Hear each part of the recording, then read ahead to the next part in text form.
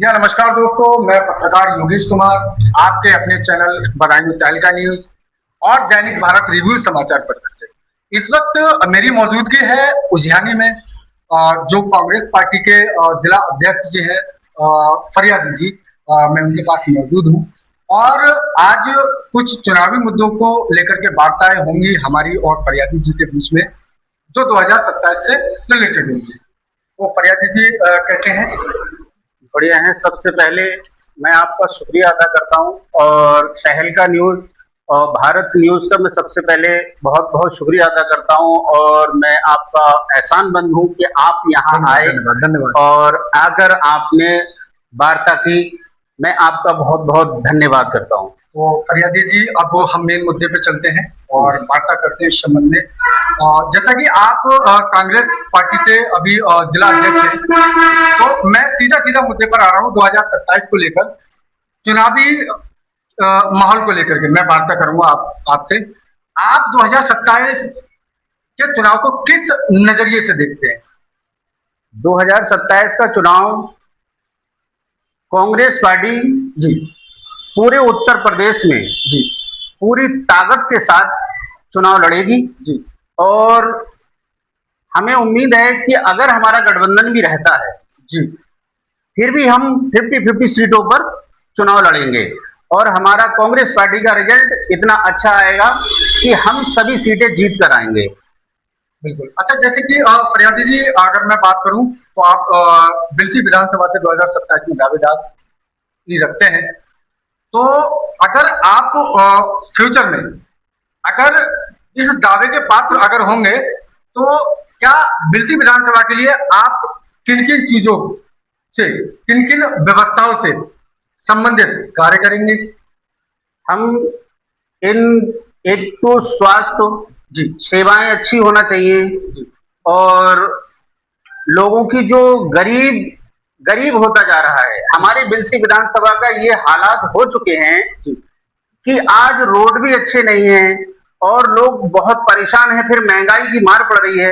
बिलसी विधानसभा के हालात जो हैं बहुत ज्यादा खराब हो चुके हैं। तो हम इन समस्याओं पर, स्वास्थ्य पर, शिक्षा पर, इन चीजों पर चुनाव लड़ेंगे। नहीं, जैसा कि अभी आप बोल रहे थे कि सड़कें बहुत खराब हैं, तो मैं जहां तक देख पा रहा हूं कि अभी अपनी बीजेपी सरकार में ऐसा कोई रोड नहीं है जिसका चौड़ीकरण नहीं चल रहा है या मतलब रोड की मरम्मतें नहीं हो रही है, रोड नहीं पड़ रहे हैं। तो ऐसा आपके दिमाग में ये सवाल क्यों आया कि रोड से संबंधित समस्याएं ज्यादा है बिलसी के अंदर? जी, समस्याएं ज्यादा हैं रोड को लेकर। ऐसा है, ये जो रोड पड़ रहे हैं वो मेन रोड पड़ रहे हैं, तो वो तो ठेकेदार लोग पड़वाते हैं, जो दूसरी अदरवाइज कंपनियां होती वो डलवाती है। मतलब मैं उन रोडों की बात कर रहा हूँ जो गांव गड्ढों से लेकर हैं, तो वहां के हालात बहुत खराब हैं। जो शहरी क्षेत्र से गांव गड्ढों से मिलाते हैं उनके हालात बहुत खराब हैं, वो रोड अच्छे नहीं है। अच्छा, ठीक है। तो मेरा एक सवाल और भी है कि जैसे कि आज अभी आप दावा भरते हैं 2027 के चुनावी माहौल में उतरने का, तो चुनावी माहौल में उतरने से पहले हर व्यक्ति वादा करता है, जैसे कि अभी आप कर रहे हैं कि मैं सड़क व्यवस्था और चिकित्सा व्यवस्था, शिक्षा व्यवस्था से रिलेटेड सारे काम बहुत अच्छे करूंगा। क्या और फिर लोग अपने अंदर बदलाव भी कर लेते हैं, भूल जाते हैं कि हमने क्या कहा है और हमें क्या करना चाहिए। तो क्या आपका भी इसी तरीके से रहेगा आगे? नहीं, वो जुमलेबाजी करने वाले वो लोग और होते हैं। मैं बिलसी विधानसभा का रहने वाला हूं और ये बिलसी विधानसभा एक मेरा परिवार है जी। मैं उस नजरिए से नहीं देखता हूं। अगर हम जीत के आते हैं जी, तो हम वादे नहीं कर रहे हैं, क्योंकि हम वादे जो कर रहे हैं वो पूरे करेंगे, क्योंकि ये हमारा परिवार है। बिलसी विधानसभा एक हमारा घर है और यहाँ पर जितनी भी समस्याएं हैं वो एक, हम भी गरीब परिवार से आते हैं, कोई ज्यादा पैसे वाले नहीं है, क्योंकि ज्यादा पैसे वाले लोग जो हैं वो एसी में बैठ के देखते हैं। जीतने के बाद आप जो कह रहे हैं वो सही कह रहे हैं, वो जीतने के बाद 4.5 साल के बाद आते हैं, जो अभी आ रहे हैं।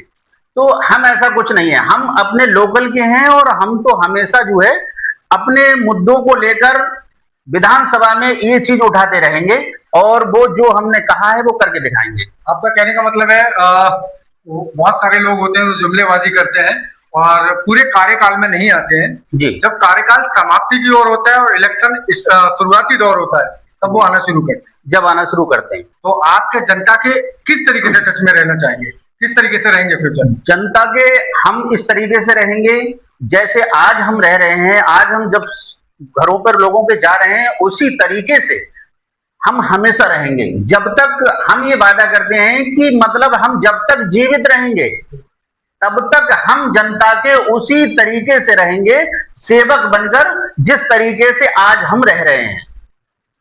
ठीक है फरियादी जी, बहुत अच्छी बात है। और जनता की सेवा करना भी चाहिए और एक अच्छे लीडर का काम होता है जनता की सेवा करना, क्योंकि जनता उनको चुनती है। और जब जनता चुनती है तो जनता यही आस लगा करके चुनती है कि हम इस व्यक्ति से हमारा ये काम बखूबी हो सकता है, हम करा सकते हैं। जी जनता नेताओं को बदलती क्यों है? कारण तो यही है, इसीलिए बदल देती है क्योंकि वादे करने के बाद में वो दोबारा से नहीं आते। मैंने बताया 4.5 साल के बाद में आते हैं।